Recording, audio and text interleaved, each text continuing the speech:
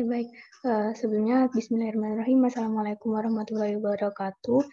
Kami dari kelompok 3 mata kuliah SIP ingin memaparkan hasil diskusi kami mengenai analisis potensi lahan pertanian berdasarkan indeks potensi lahan di Kabupaten Ponorogo.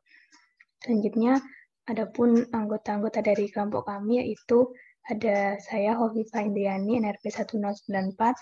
Mungkin selanjutnya akan membahas tentang pendahuluan. Bisa di next. Nah, di sini ada 4 outline pembahasan sebelumnya. Yang pertama ada pendahuluan, yang kedua ada metodologi, yang ketiga ada analisis dan pembahasan, dan yang keempat ada simpulan dan saran. Yang pertama, pendahuluan berisi tentang latar belakang, tujuan dan sasaran, serta tinjauan, kebijakan, dan pengantar IPL.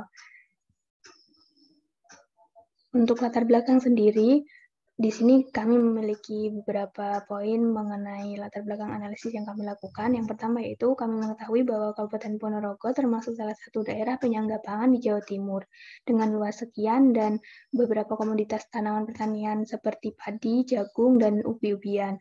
Kemudian faktor tersebut membuat pengembangan sektor pertanian di Kabupaten Ponorogo perlu untuk dikembangkan, dan sehingga kami melakukan analisis potensi lahan pertanian di Kabupaten Ponorogo untuk selanjutnya dapat merumuskan rekomendasi pemanfaatan lahan yang sesuai dan menghasilkan luasan lahan yang berpotensi untuk dikembangkan di Kabupaten Ponorogo ini.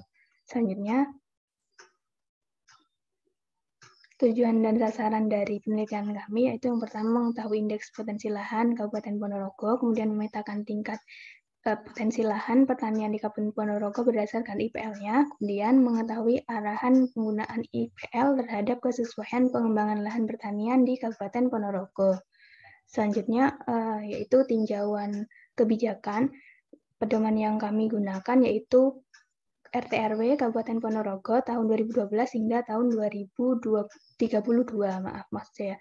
Dengan berdasarkan rencana pola ruang yang terdapat pada bab 4, kawasan pertanian di Kabupaten Ponorogo ini tersebar di beberapa kecamatan seperti yang dijelaskan pada slide, dengan luas sawah irigasi dan lain-lain seperti pada slide tersebut.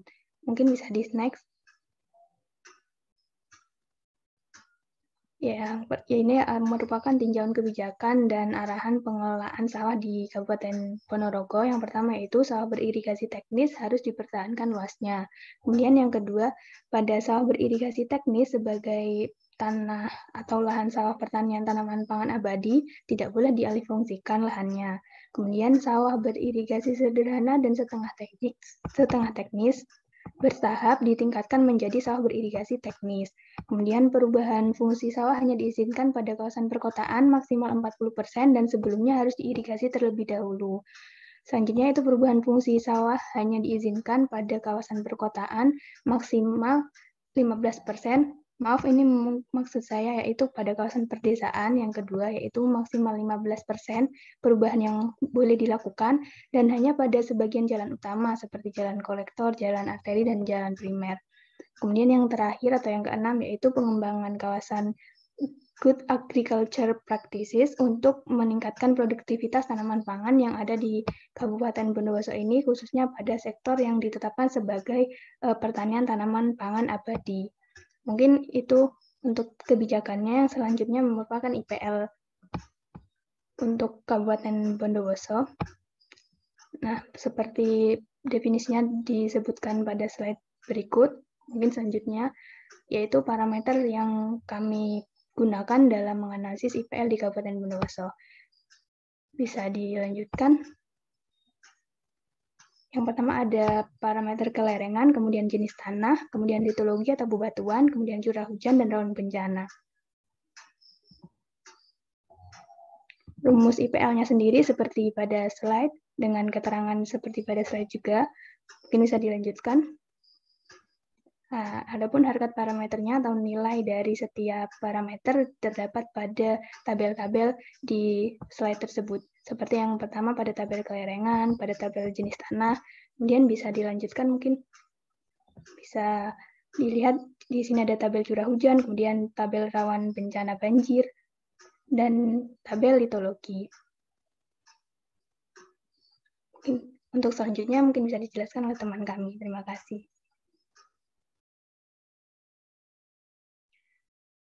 Ya, perkenalkan, nama saya Zefira Diva, DP 501520146, akan menjelaskan mengenai metodologi penelitian.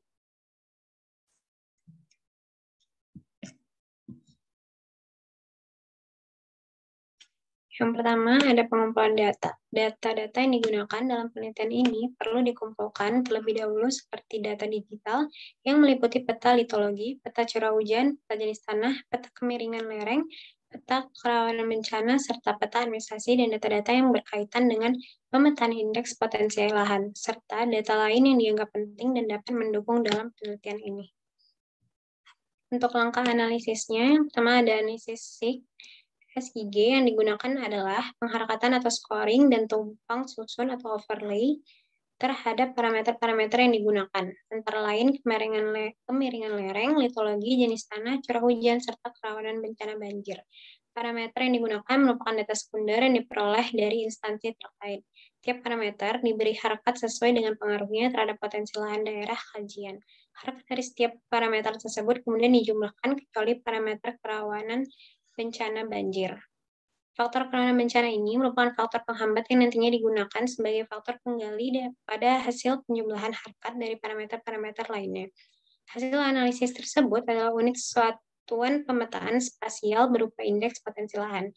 Potensi lahan diklasifikasikan menjadi 5 kelas, yaitu kelas sangat rendah, rendah, sedang, tinggi, dan sangat tinggi. Lalu, pada tahap analisis ini akan dilakukan overlay terhadap semua peta tematik parameter tersebut. Overlay yang digunakan dalam penelitian ini adalah overlay intersect yang terdapat pada actual box. Untuk langkah selanjutnya, semua parameter yang akan digunakan dalam bentuk vektor dari tiap peta parameter diperlukan satu kolom yang merupakan kolom harkat. Sehingga untuk melakukan analisis intersect ini dipilih file berupa kolom harkat. Sehingga untuk melakukan analisis intersect ini dipilih berupa kolom harkat. Untuk ini langkah-langkah analisisnya. Lalu ini ada metode analisis. Metode yang digunakan dalam analisis potensi lahan pertanian berdasarkan indeks potensi lahan Kabupaten Ponorogo, yaitu menggunakan teknik overlay. Teknik overlay merupakan teknik yang digunakan dengan menumpang tindikan peta yang memiliki data berpengaruh atau data yang menjadi parameter dalam pembuatan peta indeks potensi lahan. Overlay adalah proses tumpang susun beberapa buah pada peta tematik dalam rangkaian kegiatan pengambilan kesimpulan secara spasial. Dari data peta aspek fisik dasar yang ada, maka digunakanlah teknik overlay, yaitu weak overlay, quick zoom, reclass, interpolasi, polygon to raster, dan raster to polygon. Sekian dari saya, akan dilanjutkan oleh teman saya. Terima kasih. Ya, baik, perkenalkan. Nama saya Larasati Harunisa dengan NRP 1140 dan di sini saya akan membahas tentang analisis dan pembahasan.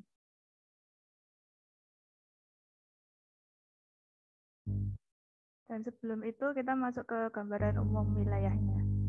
Nah, untuk Kabupaten Ponorogo itu merupakan kabupaten di Provinsi Jawa Timur yang memiliki luas sekitar 1.371,78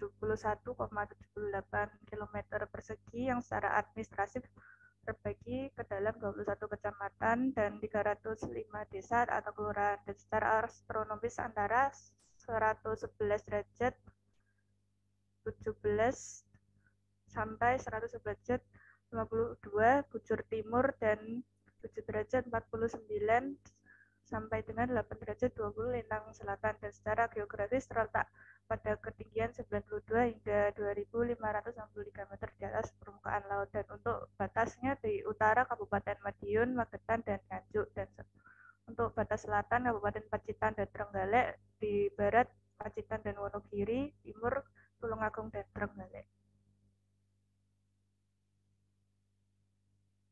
Dan kemudian masuk ke analisis.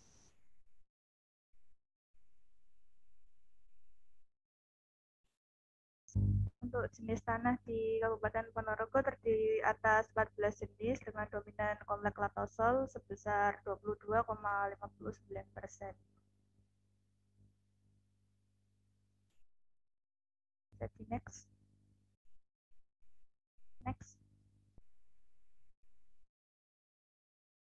Dan untuk litologi atau jenis batuan, Kabupaten Ponorogo memiliki jenis batuan 10 jenis dengan dominan endapan pliocene sebesar 39,66% dari luas keseluruhan.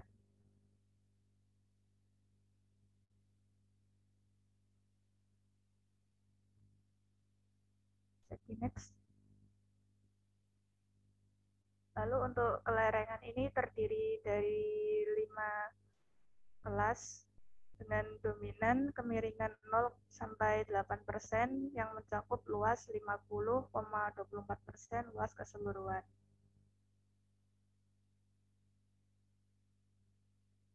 Lalu ada curah hujan, dan di sini curah hujannya ada 2 kelas, yaitu 1750 hingga 2000 dan 2000 hingga 2250. Dan yang paling banyak mendominasi adalah dengan curah hujan 1750 sampai 2000 dengan luasan 52,08% dari luas keseluruhan.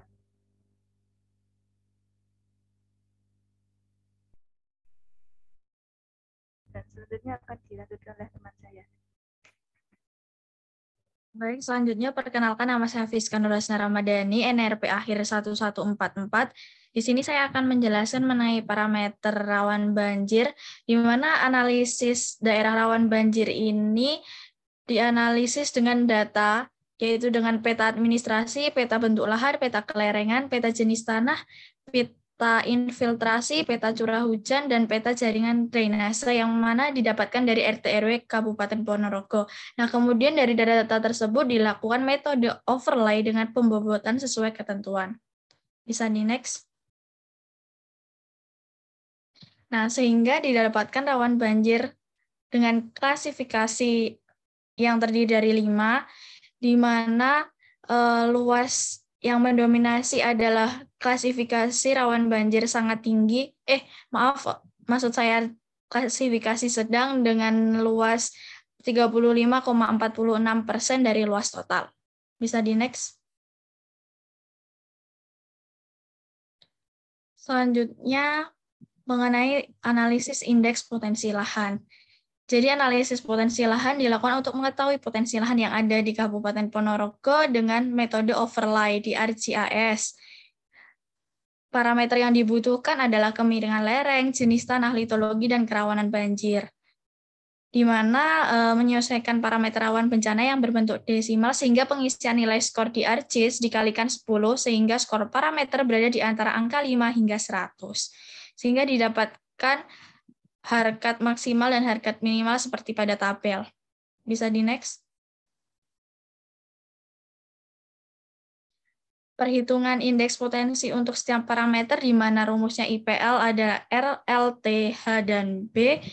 Kemudian dicari nilai maksimalnya 5 tambah 10 tambah 5 tambah 2 dikali 1 sehingga menghasilkan nilai maksimal 22 dan nilai minimal 2,5.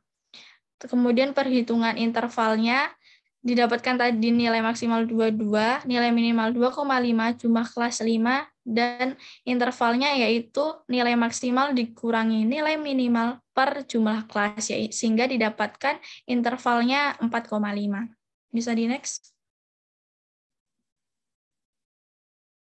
Baik, selanjutnya akan dijelaskan oleh teman saya.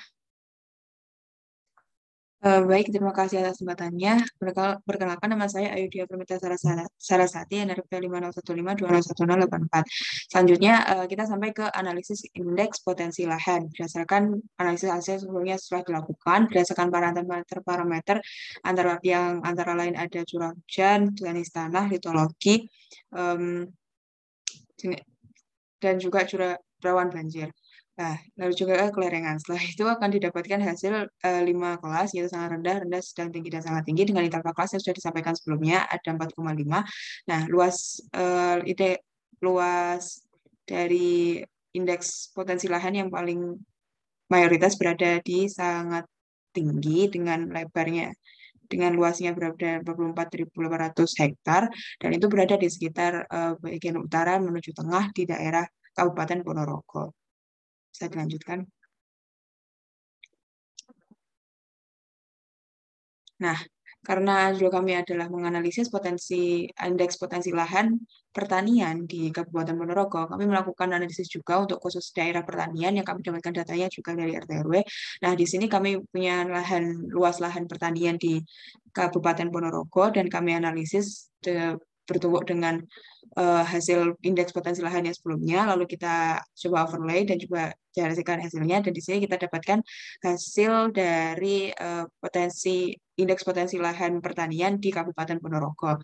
Nah, berdasarkan peta ini dapat diketahui bahwa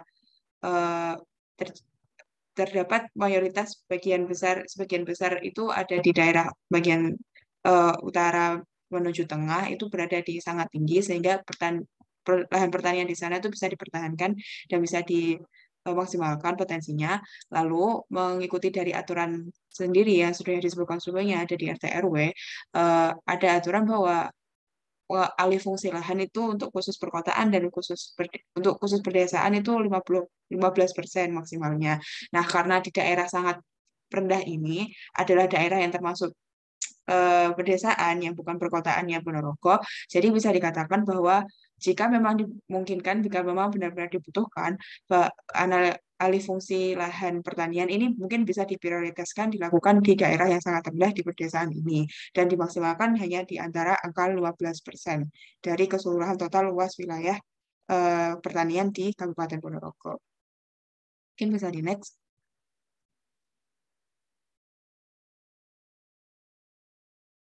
Ya, berdasarkan tabel juga, keseluruhan potensi lahan pertanian tinggi dan sangat tinggi itu seluas 38.392 hektar.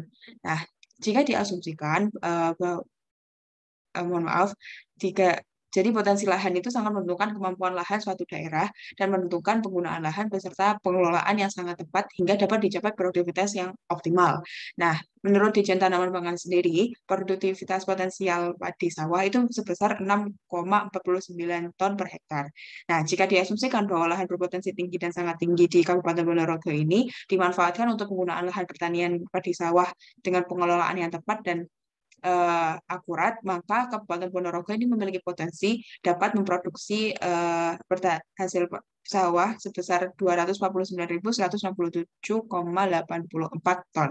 Nah, jika dikonversikan ke beras sendiri yang digunakan dari BPS dan Ditjen Kepemimpinan dan Sehari tahun 2017 itu sekitar 62,74%, maka bisa didapatkan hasilnya bahwa Kabupaten Ponorogo itu memiliki potensi dapat memproduksi beras sebesar 156.327,9 ton per tahun atau 156.327,900 kg per tahun.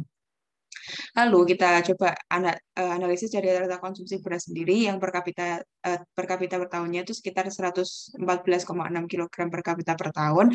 Nah, jika dikaitkan dengan jumlah penduduknya Kabupaten Ponorogo pada tahun 2020 sebesar 949.320 orang, maka kebutuhan beras di Kabupaten Ponorogo itu bisa didapatkan sekitar 108.792.072 kg per tahun.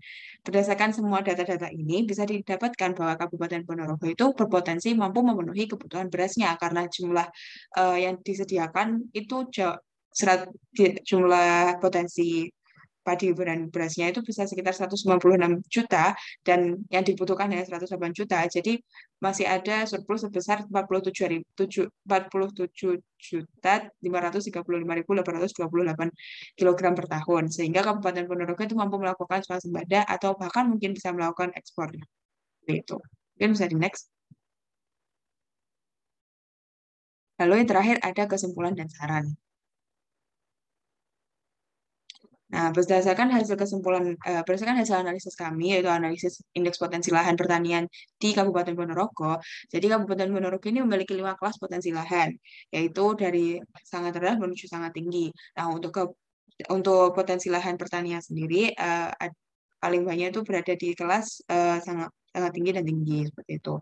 Nah, berdasarkan hasil analisis lahan pertanian ini, seperti yang disampaikan sebelumnya, untuk di daerah yang sangat rendah, di daerah pedesaan, itu mungkin jika dimungkinkan alih fungsi, jika hanya benar-benar dibutuhkan alih fungsi, mungkin bisa dialih fungsikan di daerah di situ terlebih dahulu untuk sebagai prioritas. Nah, kemudian sebelumnya juga telah disampaikan analisis hasil potensial produksi padi dan sawah sebesar 156 juta, bahkan yang melebihi kebutuhan dari hasil pertanian di Kabupaten Ponorogo tahun 2020. Mungkin bisa dilanjutkan.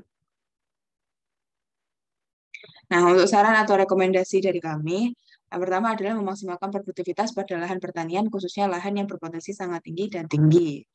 Lalu ada mengevaluasi kinerja lahan pertanian di wilayah indeks potensi rendah dan sangat rendah untuk mempertimbangkan opsi alih fungsi lahan pertanian jika diperlukan, seperti yang disampaikan sebelumnya di daerah pedesaan yang dibatasi 15% tadi.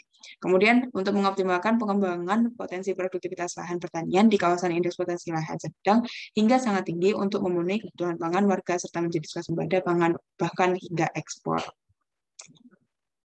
Saat ini next.